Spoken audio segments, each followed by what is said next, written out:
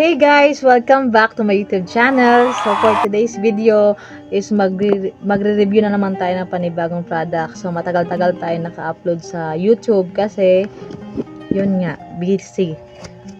Hindi priority. So yung i-review natin ngayon guys is yung product ng Rosmar. So kung alam natin, o sikat naman ngayon si Rosmar, no? Si Rosmar lang malakas. So dahil sa curiosity ko, no, bumili na ako ng rejuvenating set ng Rosmar. Ito yung Kagayako rejuvenating set. So, ito po yung product na nabili ko. Ayan. So, wala na po siyang box kasi tinapon ko na yung box. At saka, 1 week ko na po itong ginagamit. So, kaya, pwede na akong ano ba yan? Masasabi ko na kung ano yung reviews ko sa product na ito after 1 week ng paggamit. So, meron na akong mga ano ba yan? Yung mga comment para sa product na ito. So, ayun na nga. So, hindi natin tatagalan yung video. Let's go to the video. So, guys, ito pala yung sabon niya. Yung sa loob ng box is merong 2 sabon. Merong isang toner, merong night cream, at saka merong sunscreen. So, yung sabon niya, guys, is maliit lang. Ayan, yun na yung palad ko. Ganito lang yung kalaki yung sabon niya. At saka, malambot lang yung sabon niya guys. Malambot lang. Ayan. Pag pinisil mo siya ng ganun, madudurog siya. Kaya wag mong pisilin. Tsaka madali lang siyang matunaw. So sabi nila, sabi sa mga video doon sa Facebook. Sa Facebook po siya nabili. Sa Facebook page nila. Kaya sabi doon sa video nila na pinopromote is matigas to yung sabon nila at saka hindi madaling matunaw. Pero hindi ko alam kung legit ba yung Facebook page na yun kasi yung sabon na try ko ngayon is madali siyang matunaw, tsaka malambot lang, madali siyang madurog. Ang gusto ko lang sa kanya is mabango siya at very mild lang talaga kasi pwede po siya sa 12 years old pataas at pwede din sa mga lactating mommy. Okay, so very mild lang po ang rejuvenating set na ito. Hindi siya tulad ng ibang rejuvenating set na matatapang, no? Kaya pwede siya sa 12 years old kasi hindi nga siya matatapang. Kaya nga, dahil doon is pati yung mga anak ko gumagamit din ng sabon na ito. Okay? So, mabango yung sabon niya.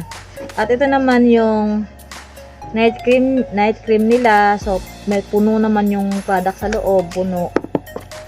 Ito naman yung brightening. Ito naman yung sunscreen. Ayan, yung product sa loob. Sunscreen. Ayaw mag-focus.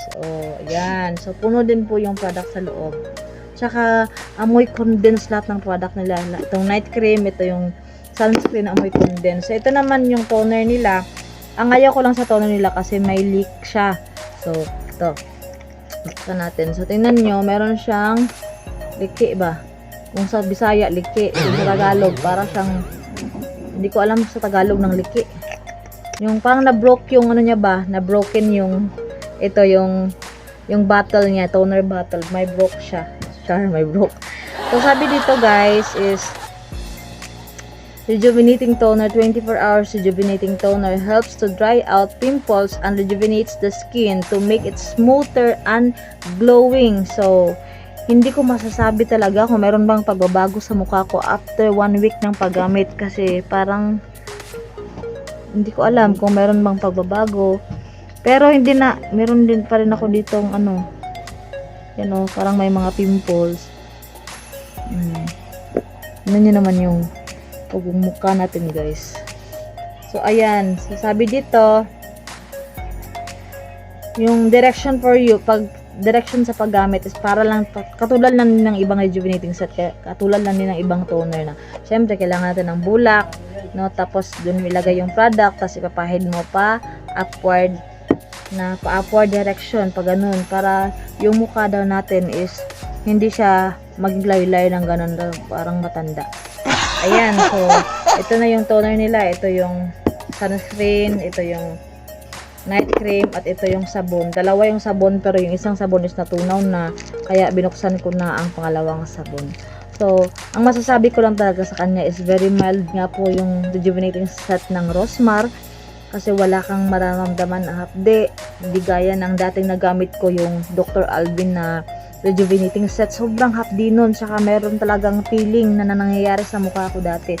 Pero ito wala talaga akong feeling na nakikita kahit konti. Micropeel man o ano. Wala akong nakikita talaga kahit konti guys. Ine-expect ko na meron pero wala. Walang nangyari sa expectation ko. So yun, walang nangyari sa curiosity ko. So curious talaga ako kasi medyo nag-boom talaga yung Rosmar product. Ang Rosmar na lang malakas. Pero wala akong naramdaman guys na kakaiba, hapde, effect sa mukha. Wala po talaga. Tsaka meron din akong na-order sa product nila yung lip tint nila. Hindi ito ha, ibang lip tint to. Meron din akong in-order na lotion. So sa pangalawang video ko na yun gagawin yung reviews ko sa product na yun, yung lip tint tsaka yung lotion nila, yung nut lotion. So ayun guys, ayun lang masasabi ko sa product ng Rosmar. Very mild lang po talaga siya. Pwede to sa mga teenagers, sa mga 12 years old, tsaka lactating mother. Hindi siya mahapde. Sa mga naghahanap dyan ng mga very mild lang na rejuvenating set, pwede sa inyo to. Pero sa mga naghahanap talaga ng rejuvenating set na matatabang, na makikita mo talagang nagmang-micropeel or nagpipiling talaga yung mukha mo, nag-rejuvenate talaga, wag ito. Yun yung masasabi ko talaga kasi wala ka talagang mararamdaman dito ng hapde. Kasi nga, pag sinasabi nating rejuvenating set is, ang pumapasok talaga sa isip ko is yung hapde, no? Yung micropeel, yun talaga yun na pumapasok sa isip ko. Pero hindi yun nangyari sa product na ito. So kaya yun lang masasabi ko. Very mild lang talaga siya.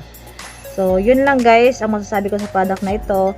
Kung i-rate ko po siya as 1 to 10, ang marirate ko sa kanya is siguro hanggang 7. No, 7 lang kasi very mild at wala akong nakikitang pagbabago sa aking pagmumukha. So yun lang guys, and thank you for watching this video. I hope na nakatulong to para baka curious ka rin sa product ng Rosmar. At least nakatulong to para alam mo kung anong pwedeng ma-experience mo. No? So sa akin lang din naman yun kasi disclaimer lang, di ba? Nahuli yung disclaimer eh. Disclaimer lang kasi hindi pare-paras yung skin natin, hindi pare-paras ng ano ba yun, yung grano. Hindi tayo pare-paras ng skin sa balat. So iba-iba yun.